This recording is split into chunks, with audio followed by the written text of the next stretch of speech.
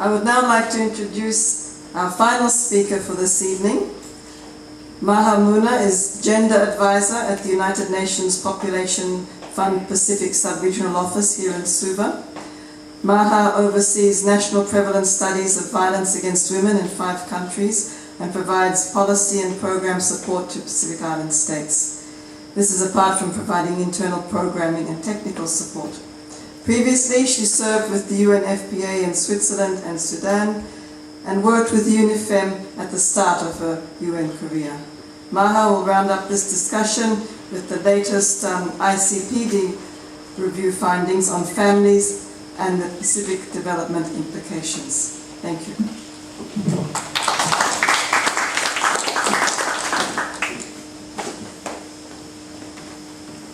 Sandra, thank you. Minister Ratu Joni, Reverends Paulini, audience. In a way, I have the easiest role to play. Many of the issues that I'll be talking about have been touched on by by previous speakers. And also, I don't have the rain to contend with, so you'll be able to hear me well. Perhaps not see me so well. I do have a presentation that I think will be coming up soon. Today, I guess more than ever, it's important to recognize the role the government has to play in terms of supporting families as a nucleus of communities and of society. And what I'd like to do is to look at the scorecard that governments gave themselves. As everyone knows, the International Conference on Population and Development was signed by over 174 states in 1994.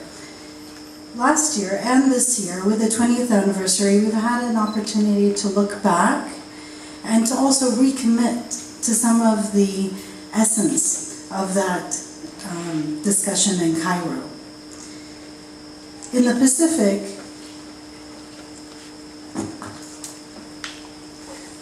we sent out questionnaires and asked governments to comment on how they're doing on different aspects of the ICPD agenda, where there's been progress, where there are still challenges, what their priorities and their plans are to address that mandate and to make a recommitment to the agenda. Today I'm going to look at just 2 aspects of the ICPD agenda as it relates to families. We're going to look at family size and composition, which has been discussed today, and the role of governments in terms of addressing some of those challenges that have been discussed earlier. And then try and unpack, open the door to the family, and look at that private space, but also recognize the public dimension of violence within the home. So as many have said already, there is varying diversity in the Pacific and a general decrease in the average household size. Demographic studies indicate an increase in urbanization in the Pacific, with high urban population growth impacting the household size and the composition and posing particular challenges to governments in the delivery of essential services like education and health. In the Pacific, families are very diverse. Some are formed through formal marriages, others de facto unions, some are traditional nuclear families, others are extended, or the result of migration may be a woman-headed household, or perhaps 2 women, a mother and an auntie, a grandmother, and other family households. On the other hand, education opportunities and migration have also given opportunities for education. So sometimes you may see a young woman or a young man together in a household with uncles and aunts. Regardless of the composition of these diverse family units, the onus is on government to afford protection and access to services equally for all citizens.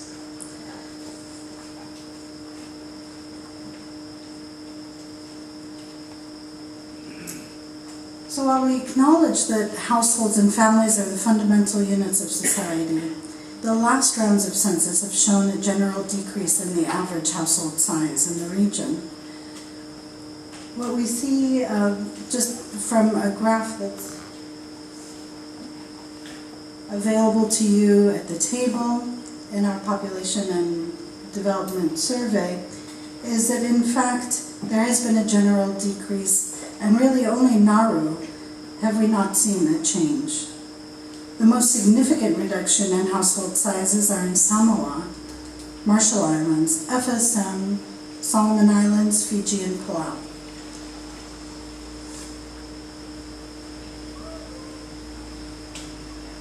As Minister Chico Leveni mentioned, what we see within the family in Fiji is a change in the composition. So if the population, if you look at the barcode, it's probably difficult for you to see it from where you are. But if you look at the 60 and over, that's the bottom barcode, you'll see an increase. And if you look at the 0 to 14, you'll see a decrease. So while the population of 0 to 14 in Fiji today is significantly higher than 60 and over, by 2050, that difference is going to decrease dramatically. We see this also in other countries, with people over 60 in Niue and Cook Islands also steadily increasing, and populations of elderly in Polynesian and Micronesian countries also increasing. So that's the family. How does that compare when we're looking at the family over time? I'd like to share with you some of the population pyramids again, available, probably more legible, in the back of the room. The population pyramids for this region are pretty traditional in many of the countries, with a population of the youngest at the bottom, a larger population, and then tapering off to the oldest at the top. Males on your left, females on your right. But what we're seeing with this change in the dynamic and the composition of the family is that the population triangle is becoming almost a population square. If you see the juxtaposition of the darker outline, you'll see that while today you have more of a triangle in Marshall Islands, it becomes almost a standing pillar, if you look at the darker shades, by 2050. It's the same in Samoa, it's the same in Solomon Islands. And in fact, if you look at these, at the very tip of that population triangle, you'll see that females, because of lifestyle choices in the region, NCDs, females start to increase disproportionately over the population of males. And that's an important issue. It's an important issue for policymakers, especially in Tonga, Tokelau, and Tuvalu, the bottom section where that trend is highlighted.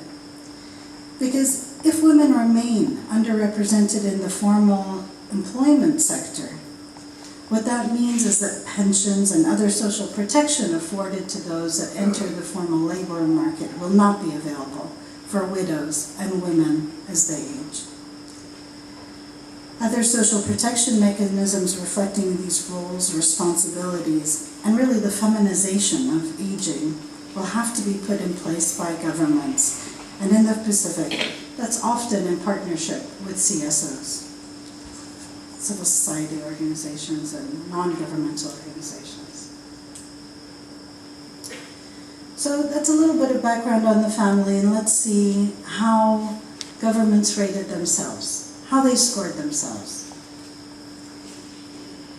Recognizing that the elderly are playing an increasingly important role as a result of out-migration, the responsibility of government to protect and support older persons is very, very high. But what we see is that countries with national or state policies, strategies, or action plans on aging are 8. And 6 don't have that kind of high-level policy, mandate, or framework. Social protection programs, similarly, 8 countries, 6 don't have.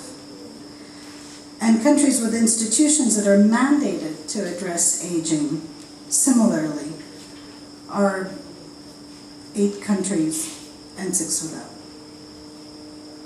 On the other hand, it's not all doom and gloom. Minister Chikoteveni spoke a little bit about some of the programs in Fiji. Tonga and Tuvalu also have national priorities that identify programs for the elderly. Cook Islands has a pension scheme that also supports the elderly. Cook Islands, PNG, have highlighted the role of CSOs and provide support through them for elderly. However, when you look at the issues of providing affordable health care, again, less than 10 of the countries have programs. Extending allowances for pensions, again, we're about 9 countries in this region. Providing social services, long-term care, again, around 9. Supporting independent living of elderly persons, it's a little less, it's 8. And that's where governments are doing well. They acknowledge that more needs to be done in terms of supporting families, promoting employment of persons over 60, preventing discrimination, and particularly addressing neglect and abuse. As you see in the chart, the countries that don't have programs for the last 4 categories is much greater than those that do. Let's look at another aspect of the family in the Pacific.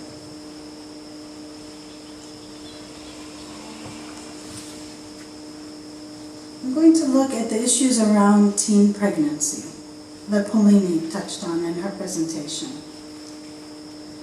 From the DHS and the mix surveys that have been done in the Pacific, we recognize that the percentage of women 20 to 24 who were first married before the age of 18 is very high in the region. It's particularly high in Vanuatu, Nauru, Marshall Islands, Solomon Islands, Kiribati, PNG, and Tuvalu. In reflecting on this issue, governments responded to the ICPD questionnaire and noted the lack of legal provisions against marriage below 18, the lack of enforcement of marriage acts when there is a minimum age of consent.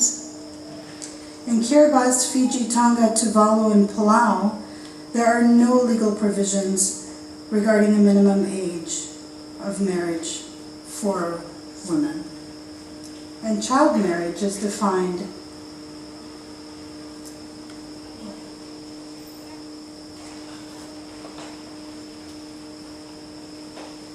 The ICPD questionnaire also gave us an insight on some of the programs that are important for young women when there is a pregnancy, an unwanted pregnancy. Very few programs in the Pacific and very few countries have policies to ensure that there is prohibition to addressing or a method for addressing gender-based violence in schools. Very few countries, several countries have family planning, skills education, and comprehensive education programs, the family life education, but this is not across the board. 7 countries have programs to allow girls to complete school even after they're pregnant, 6 do not. So there's a wide gap and an area of work around comprehensive sexuality education and strengthening the legal and program framework to support young women in the Pacific. I'm going to skip the next slide, because it's been addressed already. So let's open that door to the family and look a little bit more at violence against women in the Pacific. As people know, prevalence rates for lifetime physical or sexual violence since the age of 15 is high in the Pacific. It ranges between 60% and 80%. It's important, though, to understand what manifestations this violence takes.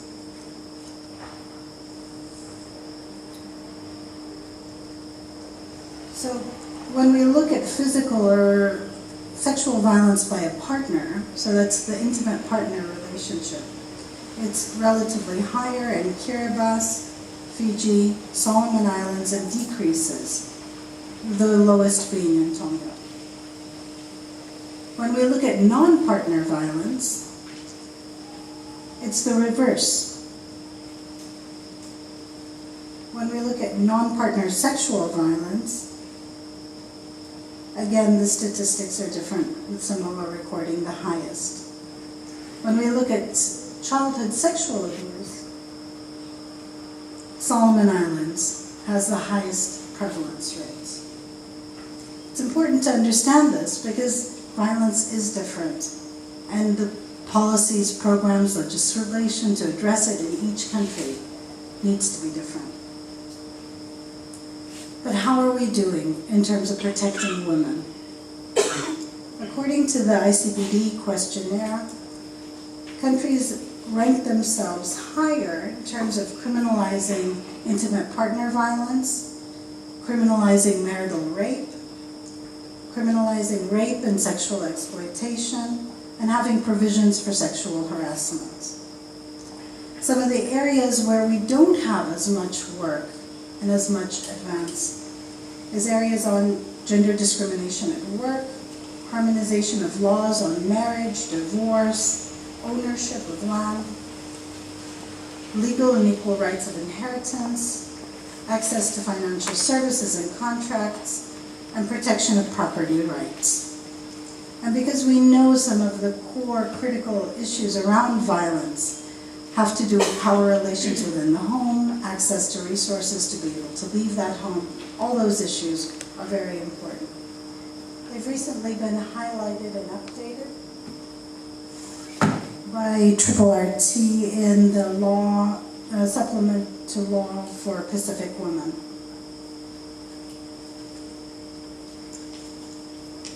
At UNFPA, we're looking specifically at the health sector and how strengthening the health sector can ensure better services for women survivors of violence and referral to police, to shelters, to psychosocial support. And we've come up with an essential services framework to support governments to strengthen the health response. And we're working right now in Kiribati, Solomon Islands, Fiji, and Vanuatu. But the requests for this kind of health system support is throughout the region. And we're hoping that the prevalence studies in the 5 current countries, Republic of Marshall Islands, Federated States of Micronesia, Palau, Cook Islands, and Nauru, will also spur interest in strengthening the health response.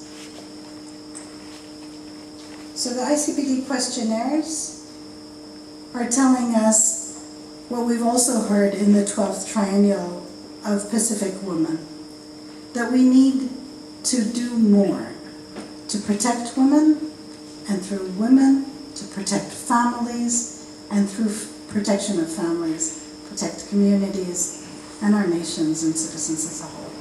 Thank you.